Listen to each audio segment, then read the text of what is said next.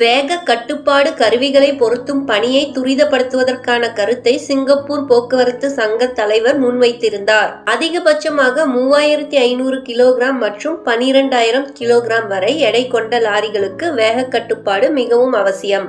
ஊழியர்களை ஏற்றிச் செல்ல பயன்படுத்தப்படும் லாரிகளுக்கு வேக கட்டுப்பாடு கருவிகள் பொருத்துவதில் அதிகாரிகள் முன்னுரிமை அளிக்கலாம். இத்தகைய வாகனங்கள் மணிக்கு 60 கிலோமீட்டருக்கு அதிகமாக செல்லாமல் இருப்பதை அந்த கருவிகள் செய்யும். 2024ஆம் ஆண்டு ஜனவரியில் தகுதியான லாரிகளுக்கு வேக கட்டுப்பாடு கருவிகளை பொருத்தும் நடவடிக்கைகளை தொடங்கிய போக்குவரத்து காவல்துறை மிகவும் குறைவான விகிதத்தில் இருப்பது குறித்து திரு சண்முகம் அவர்கள் எழுத்துப்பூர்வ பதிலில் கவலை தெரிவித்திருந்தார்.